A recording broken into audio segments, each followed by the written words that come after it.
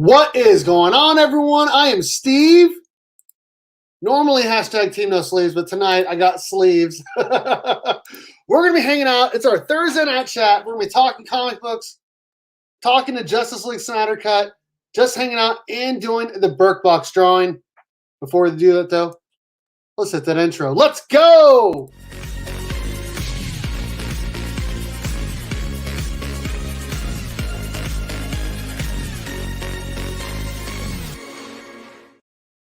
All right, we're going to go ahead and get started here. I'm going to start bringing in some of my guests. We got 3 of them here. Maybe some more join in later. First up, we got Jeremy, also known as Rummy Q Studios. What up, dude? What's going on? How you doing? Dude, I am doing well. Hey, really quickly, I appreciate you for holding down the Berk family Thursday night chat, powered at comic book reviews last Thursday. You killed it, man. Absolutely. I appreciate it. That was a lot of fun. That was a lot of fun and definitely an experience. So it was a lot of fun for me too to watch. And I'll tell you what, I feel about 90% better than I did last week. So awesome. Good to hear. Thank you so much for holding it down. Next up, we got Mark from Legion of Comics. Mark, what's up, man? Nothing much, man. Just enjoying probably like the greatest day in years. It's been such a good day to be a DC fan. I've never felt so validated in my life, and I'm so pumped to be here. Yes. Strange. I wonder why. I know, right? Before we talk about anything more, let's bring in another guest. Jason, slotted up 503. What is up, man? Yes. I couldn't miss out talking about the Justice League. I was so tired after watching it this morning. I couldn't make it to Mark, so I took a little nap. So I couldn't miss out tonight. Oh, you woke up at 3 o'clock a.m. too?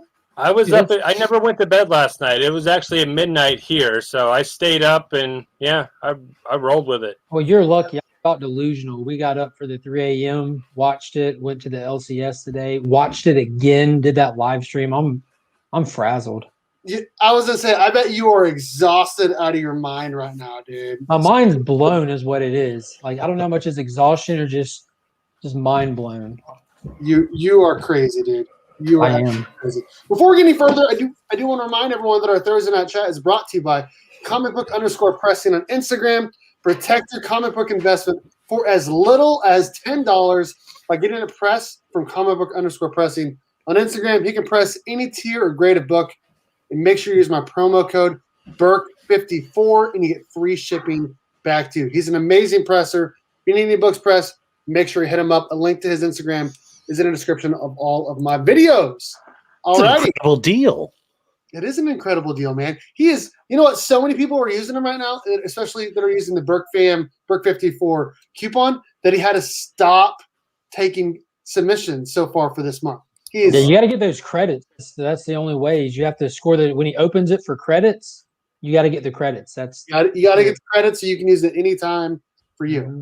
I need to start using him instead of because I've been sending all my books to CGC and haven't impressed, and it sucks. Real quick, one of the books that I sent off to CBCS a while back without cleaning and press came back a 5.0.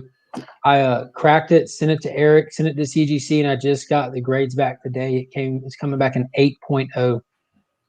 And like Eric's great and everything, but that's just a testament to how much more strict CBCS is more than that. But I mean, he did do miracles on it. I have before and after pictures I'm going to show off when it comes in, but that's a huge difference. 3 whole points. Nice. Yeah, absolutely. That's a big upgrade. Mm-hmm.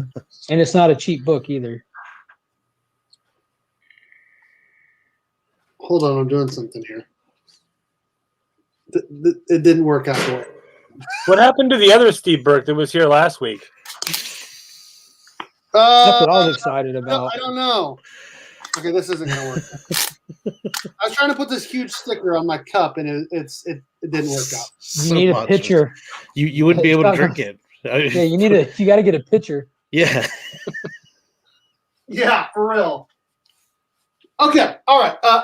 We don't have very many people joining us right now, and that's fine. Like everyone is live right now, talking the Snydercut. The NCAA tournament just started today. Lots of stuff going on. Before we do that, though, before we talk about anything else, let's say hi to a couple people in the chat. Jason's here. What's up? Crazy's one of my Berk Family Channel members, what up? Papa Berk. I don't have HBO Max. I haven't watched it. Oh, dude. Get it. Yeah. It is worth $15. Just to It's watch worth it. more than that. Just to watch it one time, worth it for sure. Robert Flash 6792, what up, dude? I sent you the link if you want to join. Dan Eckery, hey guys, hope all is well. I had a rough day, definitely needed this. Yes. Well, you are not the only one. There is someone on the panel that had a rough day. So it was not me. I actually had a really good day. So Best day ever. Right? And we danced all night. Best song ever. What's up, Dale? How's it going? We're at dinner with something. Okay, cool, man. Remy Nasty is the real Berk. I don't know who this guy is. Oh, shoot. My wife, when I was telling her about everyone's names that was on the show last week, she goes, those guys are savage. Oh, shoot. Awesome. Hey, what's up, Freaky Louie? How's it going, man? I don't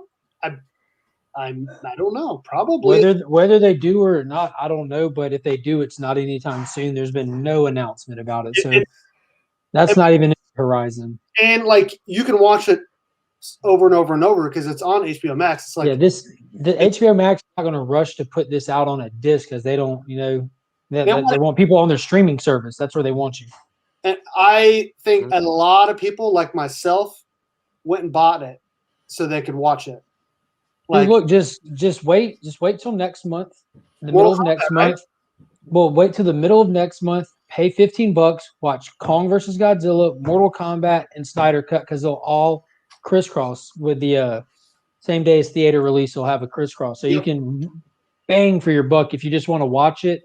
Cancel after 1 month. You just paid $5 a movie. You cannot beat that. You cannot beat that. Or you can go ahead and get it now because you shouldn't wait.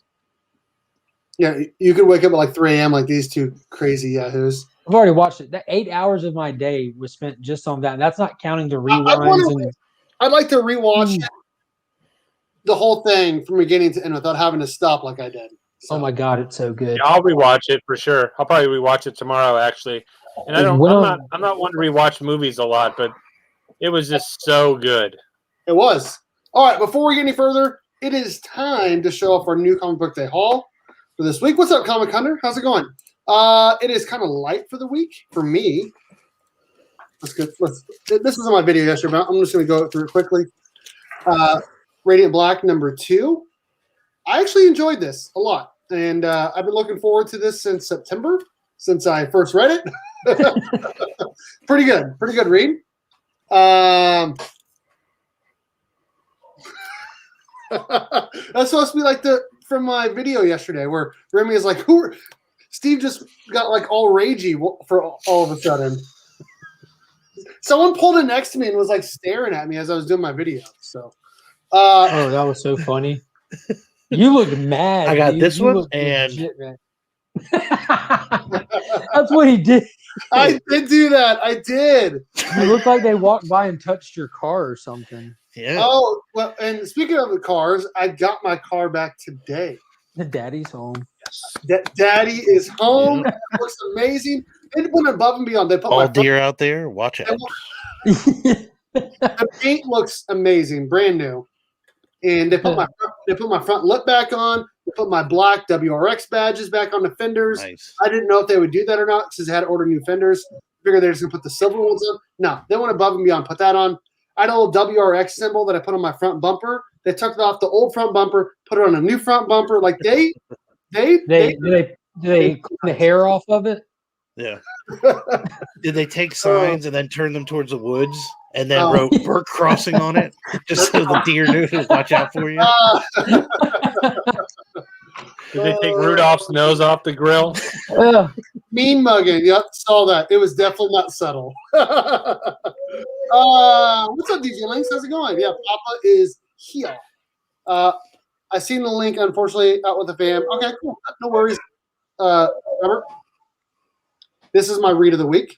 Though I've only read 2 books, this is my read of the week. I haven't had time to read the other stuff. I just haven't. Like, I got home, watched the rest of the Justice League, and then cleaned up the house a little bit, and then got on. I'm still wearing the shirt I wore to work. This is from Mark's recommendation and from the show. Superman Red and Blue. I like this cover more than the other cover. I'm sorry, Mark. I just do. I don't disagree. That's a gorgeous cover. Gary Frank knocked it out the park. This is from last week, but you know. Turns out that's a good book. That is a good book, right? It turns out. It's a really good book. Mighty Morphin number 5. Children of the Atom number 1. I got the 4th cover variant. That's not the B cover? It says 141. Oh, wow. So that means they did the ratios and the secret variants ahead of it, and that's weird. You don't normally see it like that. It's pretty cool. I haven't read this yet, but I had to give it because of the movie. Justice League 59 with the Flash and Superman and Darkseid. Dude, it was a good read. I'm excited to read it. I love that cover. I haven't even read the last issue of this, so I need to go back and read that. I skimmed through it. Want me to make a tracker for Mama? Okay, how about this? Mama and you. Well, hold on one second. Let me finish this, and then I'll do that. I haven't read number 12, but I got 13. And then this is for the Berk box for next month. Awesome. Very awesome. So there we go. Jeremy, you are up next, big bro. All right. I got Radiant Black number 2. Ultra Mega. Oh, awesome. Which is huge, by the way. This was Catwoman 29. I actually picked this up for Chris over at Cardboard Crazies. In your prison. He was looking for that cover. And then I got Orphan and the 5 Beasts. And that is it. That's it? That's it. Wow. By the way, I've been meaning to ask you, what's your favorite Nintendo game? Since you're wearing you always wear the Nintendo hat. Dr. Mario. Dr. Mario? I'm kidding. With the little pills like Tetris? I'm kidding. I don't even know. You know what? It might be Tetris, actually. Contra. Yeah, Tetris World, when it was on Xbox, I was in the top 12 in the world. Oh, wow. Yeah, well, really? 12. Yeah. Yeah, overall, on the planet. It was amazing. No, seriously, like I'll brag about it all the time. Like Tetris World, like if you go back, Remy Q, look up Remy Q. It was I kind of bounced between like 15 going to 10, and I used to, get crazy on there. So Remy Q, Tetris, yeah, okay. I love it. Well, that question went to a different, whole different level. Sorry, Dude, I'm gonna have to find this. Never mind. I feel smaller for it. Mark, what books you grab this week? Well, I've already picked up all my books. I was off from work today. I took the day off. I write the schedule at my job, and this was not a day to work. So I have all my books. Got that Radiant Black. Ooh, I love that. Yeah, I love that A cover. Got that Iron Man, beautiful Alex Ross. Wish it was a beautiful story. It's not. Of course, I got that Superman Red and Blue, that Gary Frank cover. Couldn't pass it up. And I refuse to pass up that gorgeous Bermejo cover. Like, it's just awesome. I love the concept of this book with the color hold, just doing it in red and blues. And then I got a couple more books. Let's see. I got that Last Ronin director's cut because I'm hoping to God that they have extra material from the 80s in here. That's all I want. All I care about in the bonuses is that. So I paid for that, just for that little bitty bit, $11. It's crazy. And then I picked up the Justice League 59, the wraparound. I've been getting all those wraparounds. And then I got the my favorite cover out of them is that Liam Sharp Justice League cover. It's insane. Liam Sharp's just, I don't know why. I liked it, but it doesn't have the Superman black suit on it. So I had to get the one. It does not. Steppenwolf, which I just couldn't pass up because I feel like this no matter what happens in the future, this is his one-off movie. You know what I mean? He's the villain for this movie, so I really wanted that one. But I don't disagree with you, Steve. So there's the Bermejo one.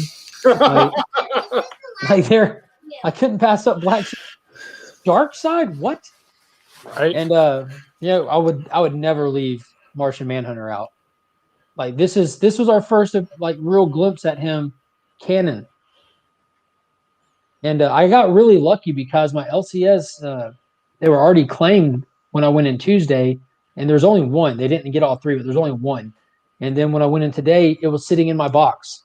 But there's the black and white Liam Sharp. Oh wow, nice. Got 1 in 25.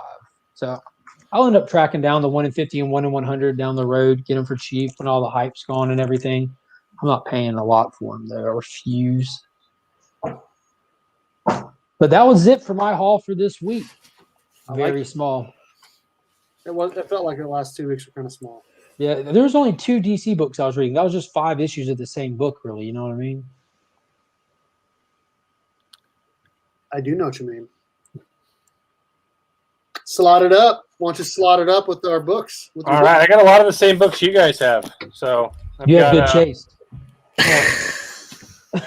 Got the Nightwing. Nice. Hey, look at that. Seen that before. Oh, that's a nice cover. Had to get it. This one as well. Ooh-wee. Got to get that. I didn't get lucky like you and get the other one. I like that one because it has Black Adam. Yeah. Do you need the Jim Lee one still? I do. I'll get you one. Dang, I didn't see that cover. That's nice, man. Yeah, this is the Jenny Frism. Jenny Frism does amazing work. Yep. Then I'm a huge fan of these Star Wars books, so I got the 4th print. Nice. And these Women's History Month covers, I had to pick those up just because sometimes I buy books just covers, like this one. That's really cool. And then I like Freddie Williams art. You got Erratic #1, or no, 4 or 5. This is number 4. I got that Superman book as well. I'm not a real big fan of the art inside, though. I like the cover. I'm just not a fan of the art inside. We got the Ultra Mega as well. Nice. And then anything Turtles I'm buying, I don't care. So nice. Pick that up. Did your Walmart have those 2-packs? I haven't been able to find them yet, but I have the whole the GameStop set. Nice, dude. So a friend of ours, he's in the Berk fam. His Walmart had him, and he's like, I don't want. It was Robert. His Walmart had him. He's like, oh my gosh, there was like a whole bunch of them, and I'm like, okay, I need those. He's like, all right, I'll go back in my lunch break, which is only in an hour. An hour later, they were all. Oh, look at there you go, Remy Q, nice. So they were talking about it in the chat. Sorry. Yes, they are gorgeous. Just back an hour later, and they're all gone except for one. All gone except for one. And I bought the one. It was the Mikey Raff. So now I need that Donatello Leonardo. And Panda already had one of each because he bought the and I have it too, the Casey Jones Raphael 2-pack. And then he individually bought the Mikey. And I wanted Raphael and Mikey, that 2-pack by himself because I want to put those 4 later at some point in front of a team in T1. And then those other Casey Jones and Raph, I want to put them in front of my Raphael #1. So there's a short little story there. Anyways, what is your guys' read of the week? I talked about how mine was Nightwing. We had a new writer on it, Tom Taylor. And if you like Nightwing or Batman or Batgirl or just anything fun, you're gonna like this book. A lot of history in it. It kind of goes back with at the beginning. Kind of takes you to where he's at now, and also brings in interesting characters. I really enjoyed it, and the art was by Redondo. I thought it was good too. But the writing by Tom Taylor is amazing. Anything Tom Taylor does is amazing. So that was my read of the week. What is your guys's? Mine wasn't a book from this week. Mine was actually Power Rangers. You guys talked me into reading it, and I watched it as a kid. And to be honest, I wasn't expecting it to be as good as it was. So I was actually really blown away on how good it was and how more dire the situation felt for the Rangers versus in the show. Like in the show, these monsters are a joke, but in the comic book, it actually feels like they might actually be in trouble. So I enjoyed that book. Yeah, they take a lot of losses, don't they? They do. Okay, so what was the first book in that run you read? I just read Mighty Morphin 1 through 5. Oh, so Mighty Morphin 1 through 5. Okay, yeah, all right, cool. So you pretty much knew everything that was going on then. You didn't miss much. The only thing you missed was the entrance of the new Green Ranger, which I talked about anyways. And then Power Rangers. No, it wasn't. And then Power Rangers #1, where the Omega Rangers take Draken.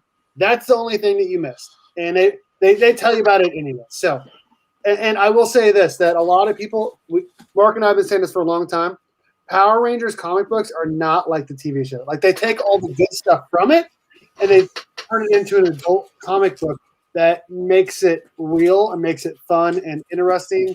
And it's specifically written for the adults that were kids when it came out. It's not. There's nothing about it written for any kind of new audience unless you're getting into it at this age. If you want a kids Power Ranger comic, go back and read the Hamilton comics. No, you can't, dude. Those are indiscernible. Have you read any of those as an adult? Yes, you can't. Yes. You need a thesaurus for it. Yeah, it's those are for children for sure. They're just poorly written. Barbecue Studios, what is your read of the week? I actually did not get any reading done so far. Okay. What are you most looking forward to reading? So the one that I was actually the most excited about was Ultra Mega. This one I did crack open and started kind of digging into it, and it looks pretty amazing. And it's also it's a lot to get into, but that was the one that I was really excited about. I just hoping tomorrow I'll have some more free time. So I hope you do too, man. You need some free time after today. For sure. You really do. Really do. And there were some good books that came out this week. Like I said, I've only read 2, and I'd like to open up a few more this weekend for sure. Yeah. Mark, what was your favorite book? What is your read of the week so far? The only one that I've read so far is Justice League 59, but it definitely didn't let down for Bendis jumping on a title. You know, he's got a bad taste in a lot of people's mouths, but it was absolutely solid, and even more so, the Justice League Dark story really has me pumped. It almost looks like they're kind of introing kind of what we saw in Future State with it, with Merlin coming back, and he looks a lot more menacing in the way they present him, and he just kind of has like a calm walk through destruction just everywhere he goes, and it was just a really cool intro into it all. Is that the plan moving forward for Justice League Dark, just to be like that second story in that book now instead of its own title? No, I think it's just weird formatting thing to save money, and I understand why they're doing it. Best example is Robin. Robin was a backup story in Batman 106. It'll be continued in the next week's Detective Comics, and then it'll be getting its own title. So I think instead of them just throwing titles all over the shelf that no one's going to buy, they're kind of introing them as backup stories to gain interest, and then put them out there so that they'll kind of start with more of a following. I love Justice League Dark, so. Etrigan's one of my favorite characters out there. I love him to death. Yep. And Jason Blood made his little appearance in it, which is just, yes. Yeah. The Demon and John Constantine, that whole team, Zartana, all of them. Zatanna and Constantine had one of their little moments, because, you know, they have like that kind of romantic connection that never really gets hashed out very fully. So you had a really cool between them two. It gets interrupted by some crazy stuff, and Jason Blood himself. It was awesome. I'll have to read that one tonight. Yeah, that's great. I don't know if you read the Future State ones, but you know, Future State was just kind of an end result to a story. Like it was the end of all these stories, and so hitting the Infinite Frontier, kind of seeing the front end of all those stories, but we know they're not going to play out to that ultimate outcome. But having Merlin as the bad guy and knowing that the demon's hands are kind of tied, because you know that's the person who gave him the powers back in Camelot. So it'll be interesting to see how it plays differently. Nice. I'm excited to read that Justice League 59 that you're talking about, and I'm excited to read Thor, and then the Superman Blue. Black Adam. That's all I got to say. You know, I like Black Adam in that. You'll like him even more. What was that storyline they did across like 10 different titles right before Endless Winter? That's it. I enjoyed the two of that. Yes, that was just a straight up amazing Justice League book. I thought it was good. I thought it was really good. There's no extra weight of a huge saga, no tie-in this or that. Here's just a 9-issue fun story. Let's go. Nice. We are going to be doing the Berk drawing tonight for the Berk Family Channel members. We have 9 books, and I will add a 10th more to the winner. They'll be able to pick between 2 different books to add to it. And our books are sent to me from our. Do I have it on here? Yeah, I do. From our BerkBox channel sponsor, the 616comics.com. If you ever need any variants or any exclusives or any awesome comics, make sure you check out the 616comics.com. Don is amazing. That website's amazing. Make sure you check them out. They sent me some awesome books for the BerkBox, which I can show off right now. So if you want to join, there are definitely spots open in the family and the friend and supporter tier. You can join for as little as $1.99. And the $4.99 you get. In the $1.99 you get all those emojis. You get added to the Berk Fam chat, which is a lot of fun all day long. Even when I was getting on Ryan for posting spoilers, even though he didn't. It's a lot of fun. And then at the $4.99 you get all of that stuff too. But you also get shout outs and videos and a link to your channel and all the description of all of my videos. And then at $9.99 you get all of that and a slot on my featured channels list on my channel. And then also an entry into my monthly Berk box, which I will go ahead and show off what is in it this month for anyone that hasn't seen it yet. I try to keep it around $50 in value, but I always feel like, for the most part, I feel like it goes over. What do you think, Mark? Yeah, most definitely. All right, here we go. And I do try to make it, kind of like rounded, DC, Marvel, Indies, all that stuff. Obviously, we have to have some Power Rangers in there. We got to. We got the first appearance nice. of the Green Ranger to 616comics.com exclusive variant by Young Yoon. Then to go along with that, we have Mighty Morphin number 4, the Berk Fam variant. The reveal of the new Green Ranger. We have TMNT number 112, Hal Laren. This is the girl power cover, and it is red scale, and it's a TMNT 1 homage. We also have a G.I. Joe. I think it's 270. Yep, 275. That's cool. Hal Laren. Yeah, it's a beautiful cover. Yeah. Beautiful. Batman, Catwoman, book 1, one of Mark's favorite reads. Dude, I love that book. It is so good. I got on Tom King's wrong side the other night. Dude, that was hilarious. Steve went into a Tom King interview, and in the chat he went in with a stick and started doing this. Yeah, I was poking him. Dude, he hit a nerve too. He would insult him and follow it with a compliment. Same comment. I said I met Tom King, and it was an amazing experience, which it was. It was right after Batman 24, where he fluffed him up, and then I said, I did not like Heroes in Crisis. It was trash. I didn't say trash. I said I did not like it, or I did not care for it. And then I said I really did enjoy the Gotham Girl story. So he made a crap sandwich. He took 2 compliments and put a jab in the middle. All Tom King heard was the jab, because Steve didn't see this, but he had just got done going into all that heavy. Yeah, I did. And Steve pops in and feeds him a crap sandwich. Yes, I did. We got a new channel member, Dan Eckley. Yeah, well, yes. Awesome. Heck, yeah, he's a Power Ranger fan. Awesome dude. Put in the Berk Fan Morpher. That's what's up. Thank you for joining, brother. Appreciate that. Also in the Berk Fam Berk box, 7 Secrets, number 1, the second print, cover art by Gleb Melnikov. This is a Ultimate Fallout 4 cover homage, Virgin cover. Then we also got Daredevil number 25, the second print, first Elektra as Daredevil. and I also want that. Yeah, I like it. This is Gwenon versus Carnage number 1 to 2nd print. This is the same as the 1 of 25 in Hook Lee cover. And then Nice. Batman 106 first. Is it Miracle Molly? Is that her name?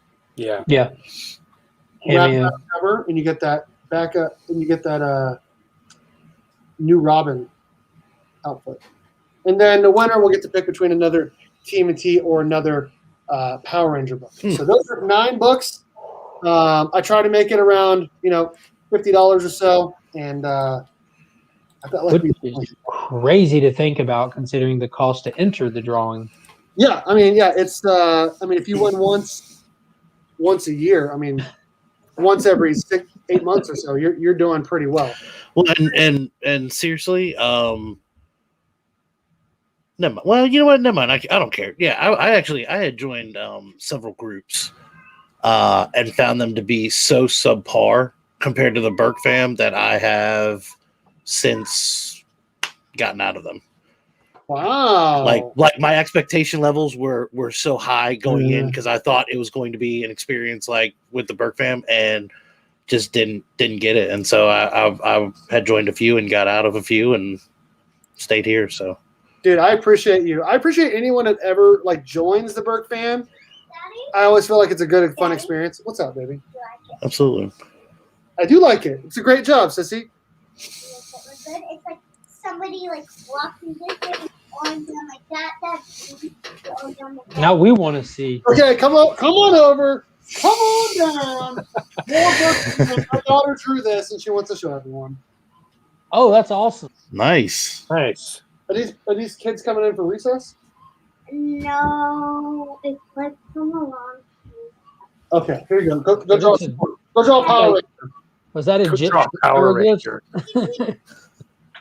Okay. Anyways, thank you, Rimiku. Those were some amazing words. It makes me feel so good to hear that from one of my channel members, and I feel like, for the most part, I feel like the group is very, very tight knit. We all like to joke around at each other. We have a good time. We're in there all day long. Someone has been in my room. Yeah, I was firing that thing up at 3:00 this morning. Jason was too. You got I miss a lot sometimes because you guys are just going off in there, and I'm like, okay, if they're talking about something I haven't read yet or seen yet, I'm going to ignore. And then sometimes there's 50 messages. I'm like, oh my gosh. Not only if Berk could get JDF, dude, that would be sick. He's hard to even get in contact with. What up, Tyler? How's it going, man?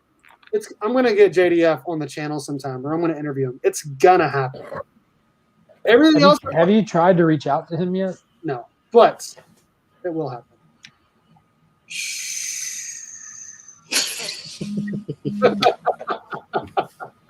Oh shoot!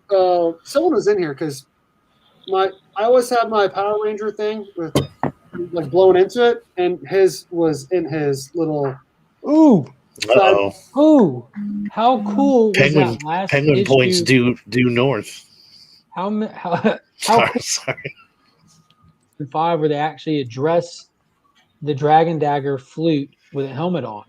He's not blowing air into it. It's just recognizing, it's a sequence is all it is. And so and Mighty Morphin number 5, they actually talked about that. Yes, I thought that was great. That was amazing. They finally explained it. That issue and the upcoming Power Rangers number 5 are 2 of the best issues that's happened so far. Power Ranger 5 was cool, but Mighty Morphin, I loved that. Getting his origin, I loved it.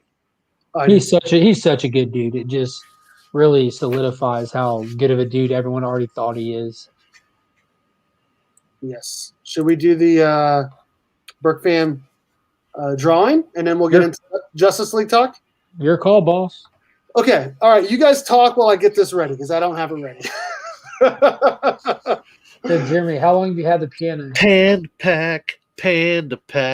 Oh, yeah. It's Panda Pack. Panda Pack. Yeah, he just DJ broke over 400 Links. subscribers. DJ Links.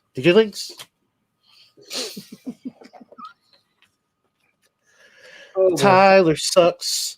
Tyler sucks. Tyler sucks. Oh my gosh, amazing.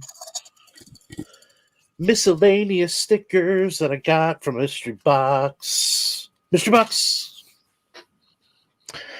Sorry, I've been waiting to expose everybody to that. It's a song I've been working on for a couple years, and Not bad. No, thank you. Thank you. Nope. Next time I will maybe we'll hit the keys a little bit. Dude, you hit it pretty well, I felt like. Tickle the breeze. No, it's just for show. I just bought that just to put it there by the fireplace. It's the I was like, well. what are we going to put next to this giant fireplace? Oh, grand piano. Of course. That's what everybody wants. So I'm still getting us ready. You guys, I need you guys to keep talking here. Oh, okay. Got any more stickers, Remy? Yeah. I got one. I got one here. Here's one.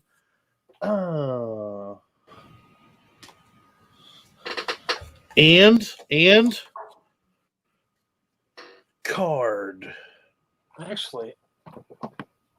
And card. Nice. Jeremy, did you read Joker last week? Tactical gloves. Now I feel like I need to open this now.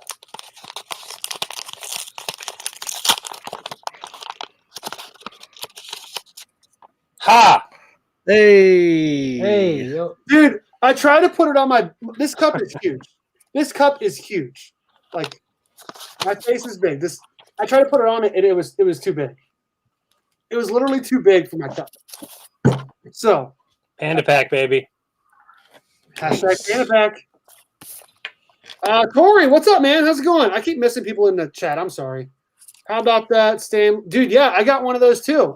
That was A-OK to me from Compton's Comics. I have one as well. But awesome Stan Lee Power Rangers cover for sure. Okay, I think I'm ready now to do this. all right. Possibly. So, okay. All right, here we go. Okay, so we have 16 channel members. Nice. Sorry, we have more than that. We have 16 family tier channel members. One of them just joined, of Dan Eckery. Thank you for joining. What we're going to do is, if anyone is, this is the new rule going forward, and you have to be in the Berk fam for at least 2 weeks before the drawing to be entered to win. So everyone except for Dan is entered to win. Dan, you'll be in next month's drawing. Thank you for joining. I appreciate that. And like I said, I have 3 different tiers. A $1.99 tier, you get all of those emojis added to the Berk fam chats, which is, like I said, amazing all day long. In the $4.99 tier, you get both of those. You also get shout outs and videos, and also a link to your channel added a description of my videos. At $9.99, you get all of that and a slot on my featured channels list and an entry to the monthly Berk box. So there's $1.99, $4.99, $9.99. So I'm going to go ahead and share screen here. We actually have a couple of family tier members that are on screen right now. McHugh Studios, Legion of Comics, and Slaughtered at 503 are all family tier members. And Mark has already won once. Here we go. Collectibles Lounge, which is Selwyn, he is entered to win. Cardboard Crazies just joined recently. He's entered to win. Flash 6792, which is Robert. Small Town Collectibles, Jimmy. Jonathan Michael, Remicue Studios. Jade Kuros, Chip Gittler, Slaughter at 503, DJ Links, Kidrano Prince, Deep Dive Comics, Mike V, the comic book poser who won last time, and Legion of Comics. So that is the list of family tier members. Make sure that I say the correct dice this time, okay? I mess it up. Count it 3 times. Golly, you always roll not high numbers, dude. Oh, Rubik Studios holding up his Berk fam variant. That's what's up. I see 9. You guys see 9? I see 9, but my eyes could be lying. I don't see a 5. I don't see the 4 anywhere. I just see 5. I see 9. Jason, you see 9? I see 9. All right, here we go.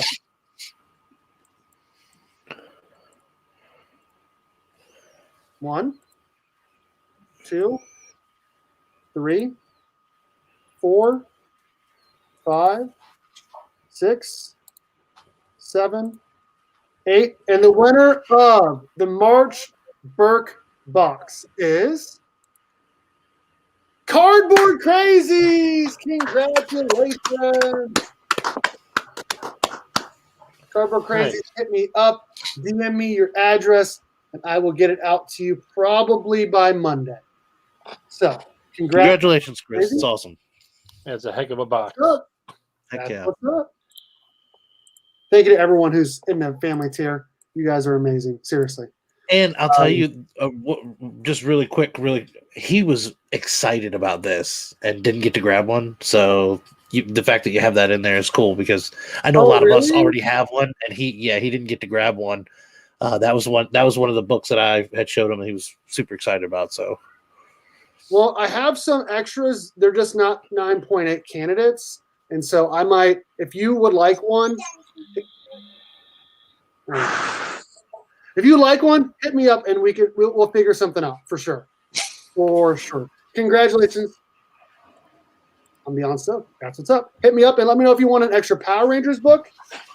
I got them both right here. These are the extra 2 books you can pick from. Either TMNT, Jenica #1, Justine Franny. Oh, absolutely. That's the one. Don't even show them the other one. That's the one. Mighty Morphin #2, Diego Galindo. You got your Mega Rangers on there and the Green Ranger. So let me know which one you want and hit me up in a DM. Let me know which one you want and with your address. Apparently my daughter has something that she wants to show me. So give me 1 second. I guess I got to look at something. Hold on. How about that Jenica cover? Yeah, right. That's the one I would pick. All day. I think I'm being beckoned, y'all, so I am probably going to jump off of here. All right, Jeremy, it was good talking to you, bud. I appreciate everybody. Let me jump on here. And, yeah, I have no new updates, but I will see everybody later. All right, man. You have a good night. Have a good night, man. Take it easy. Jason, what you got going on? He didn't even say goodbye. He did. He did. said a long goodbye. Me. I'm hurt now. He said a long goodbye. He said, I wish Steve was here for this. Remington Studios, thanks for coming on, man. And thanks again last week for hosting. He did an awesome job as Rem Nasty, as the host. It was hilarious. He did awesome. It was funny as heck. It really was. Hey, we got the Thursday Night Chat sponsor. No Super Pro #1s. No, but I used to have one. I actually used to have one. Mine's right. I got mine like right here. Okay, I'll add it, man. Sounds good. Super Pro Killer Spec Book. Yeah, right. Who else? I think we have one of those as well, me and Super Jesse. That's the football one, right? Mm-hmm. Yeah. Yeah. I am looking forward to the Winter Soldier Falcon show. Not nearly as much as what came out today. I'm so hyped. I just put it in the comments, but I'm still so hyped from what happened today that I could care less if that show never comes out right now. I'm sure that'll change, and I'm excited to get excited about it, but it is just so overshadowed for me right now. It's not even funny. The hype. Okay, so we're now going to start talking about Justice League, the Snyder Cut, with spoilers. We will start that here shortly. So if you have not seen it yet, there is your fair warning. If you have seen it, or if you don't care, go ahead and hang out. We're going to talk about it. And I don't know. I don't know what to say other than amazing. As a DC Comics fan, amazing. As a comic fan in general, like seeing, like the MCU is amazing. And this movie right here just blew the MCU out of the water. If people could even imagine. Put it to shame. Exactly. Did Batman's line in the epilogue to Joker? Oh my! Make no mistake, I will effing kill you. Yes. Oh my gosh, amazing. But, I mean, he was saying when he told Batman, or when Mirror told Batman, "What have you ever lost?" And Joker starts laughing because he took Robin from him. He killed Robin, and he doesn't even start with that. He just goes ahead and goes in on him about his parents. He goes, Batman's like, watch what you say really carefully. Watch what you say next. Yeah. And then Joker does it. He goes, "You weren't very careful, dude." That whole exchange, like that, the first time you watch the Suicide Squad before you seen it and have whatever judgment you have, but that first time when Joker walks in and puts his hands on that goofy guard and just that unease that fills the room where it just feels so unpredictable and you just don't know what's going to happen. That they created that all over again. That uneasy tension. It was really cool. I agree. The ending, the whole Dark Side was amazing in that movie. I mean, it makes you wonder like how big time. There's got to be a second one. There absolutely has to be. I mean, as bad as I want one, there may not be one.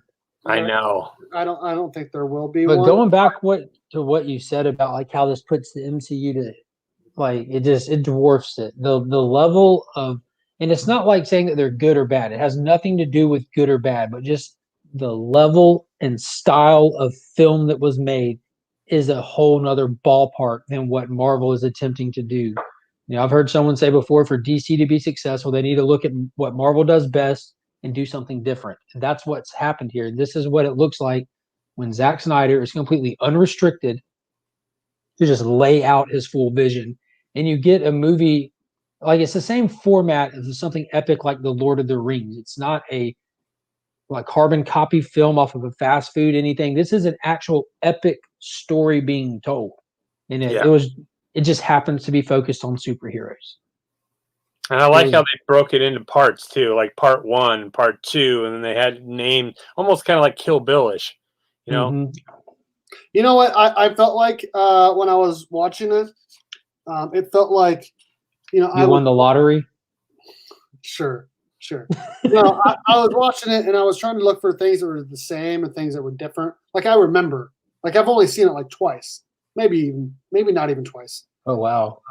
But the first one, and I'm like, you know, a lot of the jokes that were in the first one were not in this one, and like you could tell how much Joss Whedon tried to make Justice League 1 a Marvel movie, if that makes sense. Mm-hmm. You can also tell, knowing parts that he added that weren't Snyder's, where he tried to mirror Snyder's tone and look of it. But even the parts, because I've seen this the Joss Whedon cut more times than I can count. Like I just watched it 1,000 times at this point. But even the parts that were in both films, like just take Wonder Woman's intro when she's fighting the reactionary terrorists in the beginning. Her entrance into the room is the same. Then after that, every bit of the fight is extended. Like her just decking the dudes and people flying through the air, and her just smacking a guy across the room, and he's flying at these little kids, and she runs over, catches him, and throws him immediately across the room and splatters him on the wall. Like even the similar fights were completely different. It was a completely different movie. I was dying to ask you, Steve, you're a Flash fan. The ending, dude, did you tear up? Okay, here's what I'm going to say. I still do not like Ezra Miller as the Flash. He is not Barry Allen. Having said that, I liked him quite a bit more in the Snyder cut than I did in the Joss Whedon cut. He's Zack Snyder's Barry Allen, just like this is Zack Snyder's Aquaman. I did not anticipate the time travel. Oh my God. That was insane. Like, dude, when they completely failed and the unity happens and it just explodes, and as soon as it gets to him, he just puts his hand up and enters the Speed Force just like that. Just oh my God. And he's in the Speed. He literally outruns time so hard that it has to catch up to him. Like he's the hero in this movie versus the other one.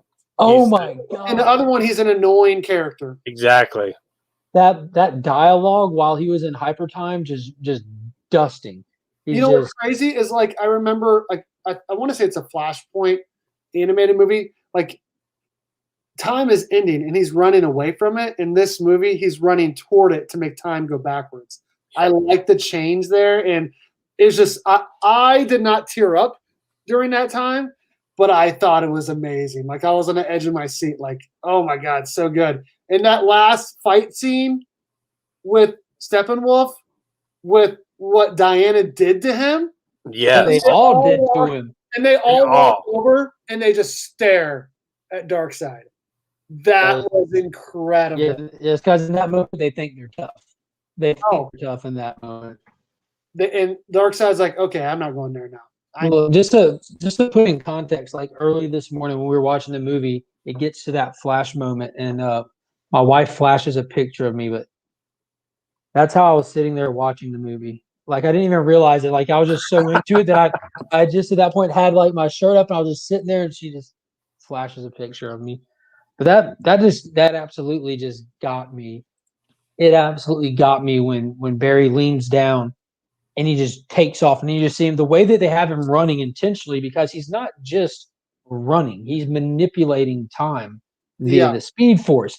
And they capture that in such a unique way that is only this. It's not, we get the cool little moments where he's in like super slow motion. We get the cool little moments where he is going fast as all get out over those over the civilians when the rubble was about to fall on them, and it just looks like a lightning storm above that was them. great. Just, wow.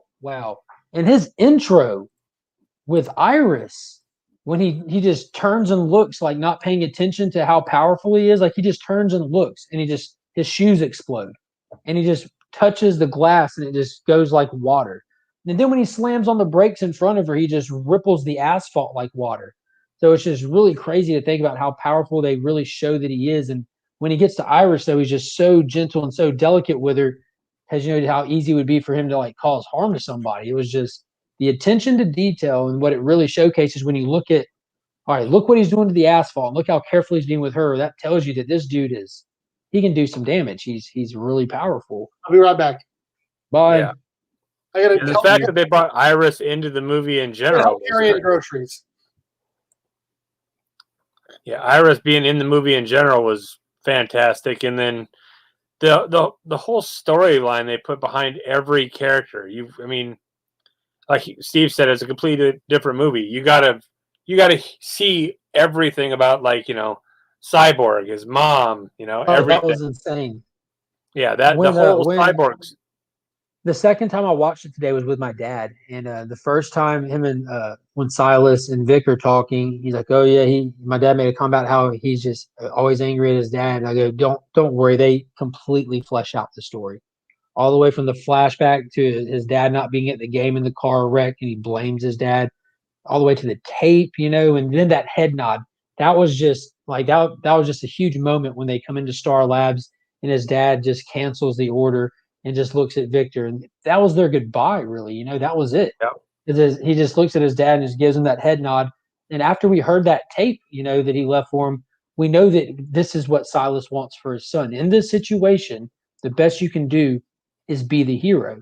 You have the entire world in the palm of your hands. You are in control of everything and everybody. What are you going to do with it? And he sees his son walking in with a briefcase trying to save the world. That head nod just meant so much. Yep. That father's approval. When I was like watching the movie, that first fight scene with the old gods, with Zeus. Oh my God. I was like, this is going to be my favorite part of the movie. Without a doubt. It keeps getting better. And it just kept getting. I will say this: the first 30 minutes, I wasn't a huge fan of. It felt like it took a little bit while to get going. It didn't feel like how do they already know something is coming?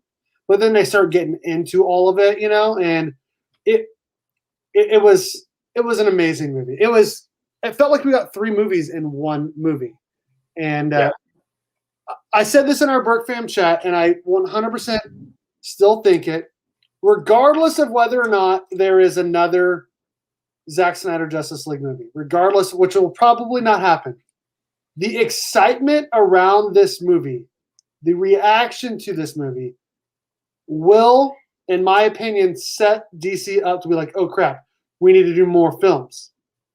And because of that, people are going to get more excited. Or people are getting more excited. They're making more films, more TV shows, and I think they're going to announce it pretty soon. I feel like, at least. And that's they just announced like a slate of like 20 properties already. Yeah, but I think not a lot of them are films. No, they're all TV or animated shows. I think they're going to be doing more films now. But also, like, when you look at how good this movie is compared to what WB wanted him to do, it's like, dang, it's almost like DC needs to have their own, like, film company like Marvel does, because WB, I feel like it's holding them back. Yes. This is a great example, and I talked about it this morning. This, like, the reaction to this will really set the tone for like all of this concern and worry that WB has and lack of faith in the people they hire to make content for them, where they step in and mess with them or make these changes and they just have no faith in them. Step back and let them work. You hired them to do a job, let them do the job. Because this was just a shining example of if you just take your hands off, you get gold. He did. I mean, he basically did tell them to kick rocks. Yeah, he did. And this was all it was all AT&T. It was not WB. WB did not want him to release the Snyder Cut. This was all HBO that made this happen. This was HBO division, which it's all owned by AT&T, but this was HBO division that did this. And Warner Brothers wanted them to just release just without any edits, the Snyder Cut without anything else, to be like, oh, see, look how bad it is. And he's like, no, if we're going to release my cut of it, I need to have some more money to finish this, to make it look like the graphics, CGI, all that stuff. And they made good use of that money. Yes, they did. You can see every penny that was put into this movie on screen.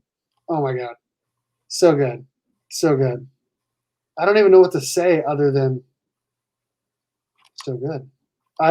When they broke down Cyborg's skill set and his ability, when he was listening to that tape of his dad while he was like working on his powers, like that was insane. Going through and just actually breaking down what he's actually capable of and how they showed it, like that's just like kind of the visionary style of Snyder, when his dad's saying when it comes to the financial system and you see the bull and the bear going head to head, and he's like, for you it'll seem like a child's story. He just moves them away and walks into the bank and he just sees buildings represented as stacks of money, and he just looks at this woman struggling and he just grabs her money and just increases it. It's just all of this head. It's just he knew it was a thought. Yes. It was insane. Even the last little bit, where Bruce Wayne basically pays for Superman's mom's house and all that. That was big time. So bought the bank. So yeah, how did you do that? I bought the bank. I bought the bank. So that was the same scene, except they left in what Bruce Wayne says. Yes. Congratulations, by the way. Because Zack Snyder was going to make Superman a daddy. Mark, you are frozen, bro. You are frozen. I'm going to put you backstage because. I was just. Are you good? I was sitting still. You're really glitchy. He's like Drax the Destroyer right now. You can't see him. It was doing it a little bit earlier, but it had gotten worse, for sure. No, the Zack Snyder Cut was amazing. I can't. Yeah, it's hands down my favorite superhero movie of all time. I would. It's oh man. The only thing that comes to mind is The Dark Knight. That's the only thing that comes to mind.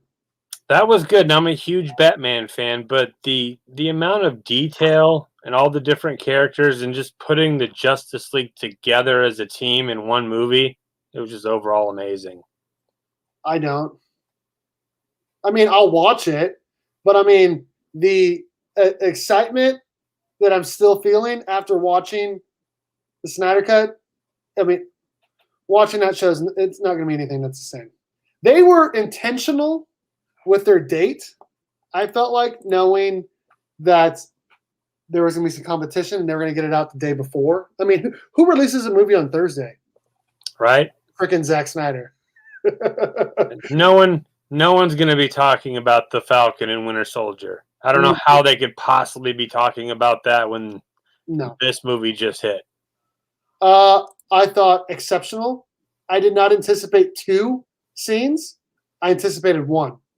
The second one, I thought it was Superman at first when you just see Oh, yeah, the silhouette. Me too. Me too. I need to see it more. I still hold Watchmen in super high regard, as well as Infinity War. See, I wasn't a huge fan of the Watchmen movie. I love the Watchmen, but Infinity War was good. But I mean, I love the Infinity War. Don't get me wrong. But come on. Yeah, but really, The Infinity War. Yeah.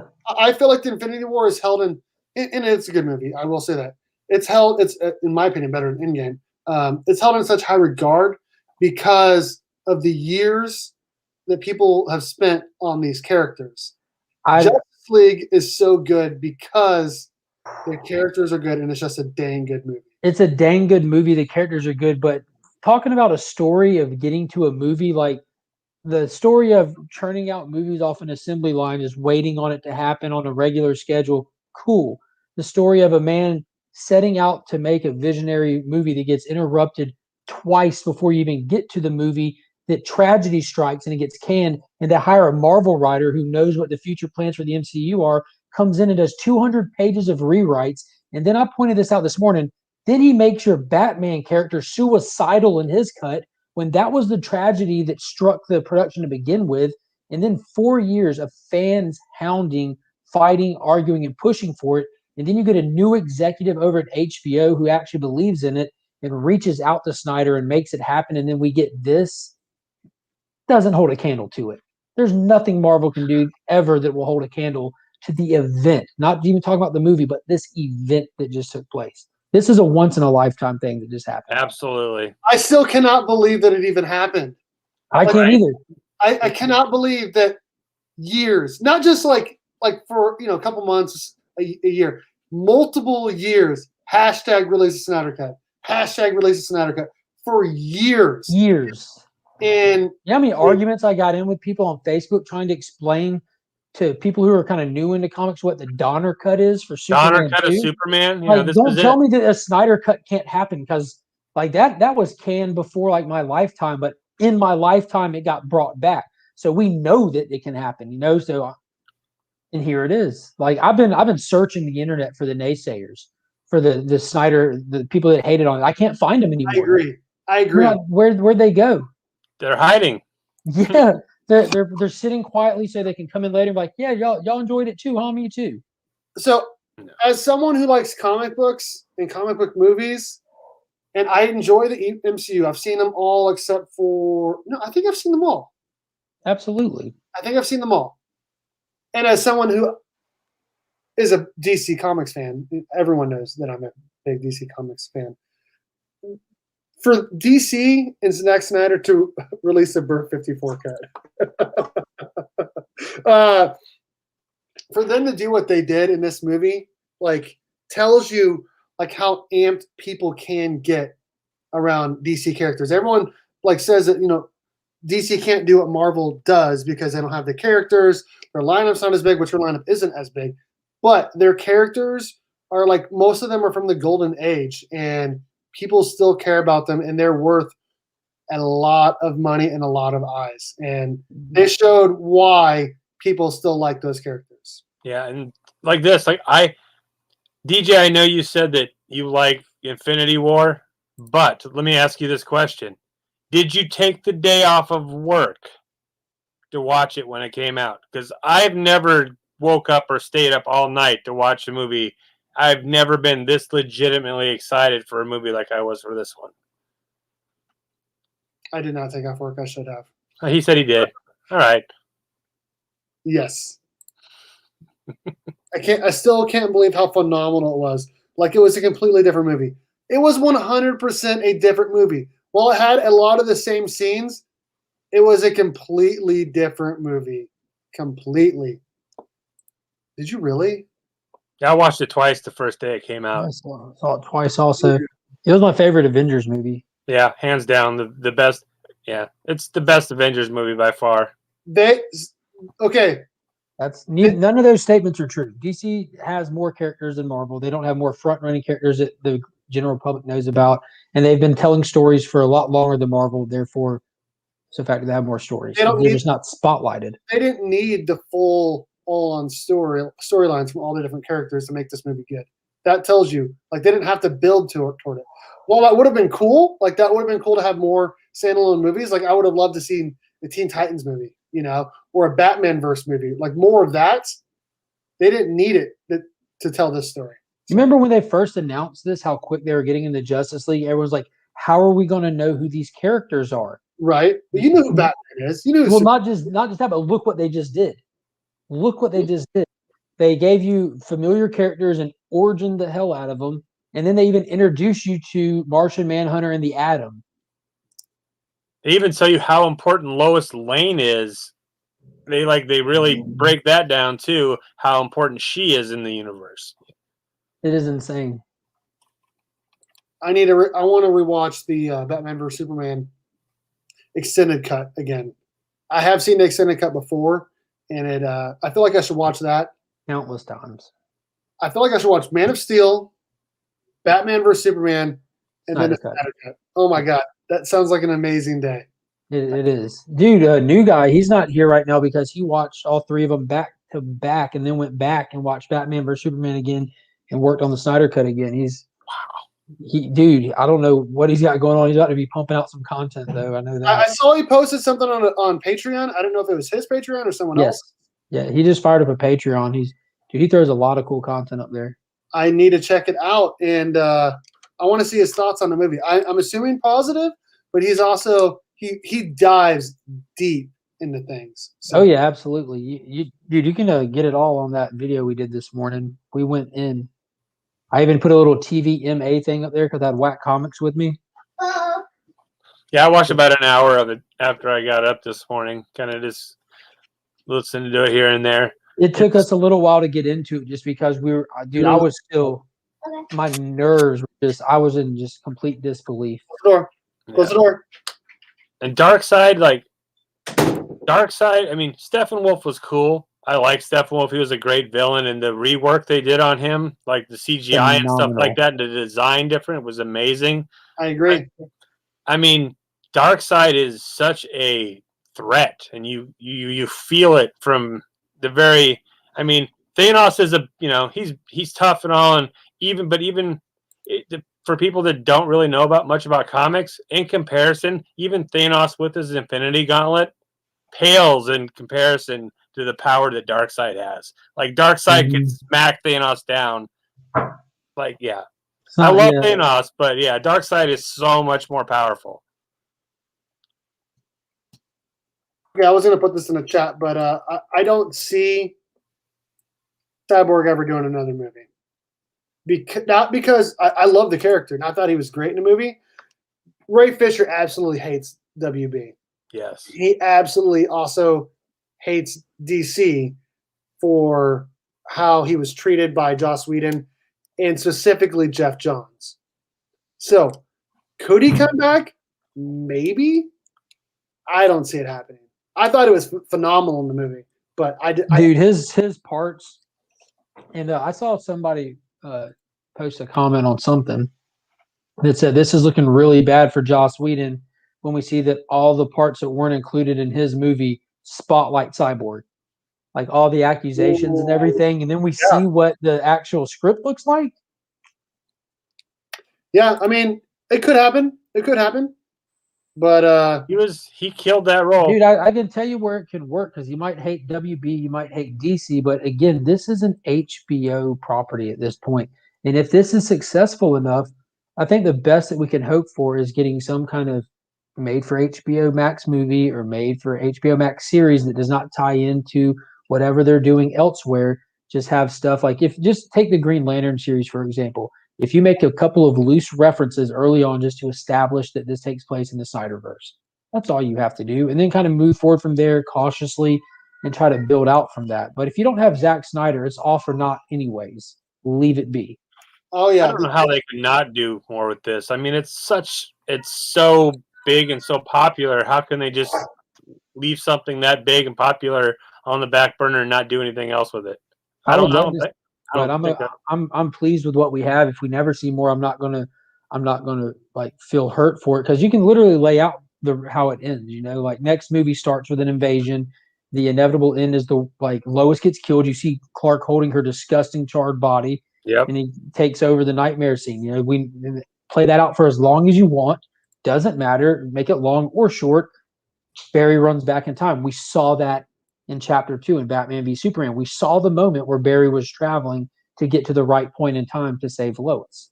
Yep. And then all it comes down to is the only thing that is unknown is how are they going to actually beat him in a battle. And I can tell you that too, because Martian Manhunter gave you the answer. That is, we have to get to the anti-life equation before him. So that's the only way that you're going to stop him is get the equation out of his hands first. And you need Martian Manhunter for that in this scenario. So there's Zack Snyder's Justice League 2 in a nutshell.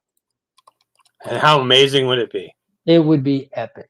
I mean, the Snydercut has been trending all week. Still trending.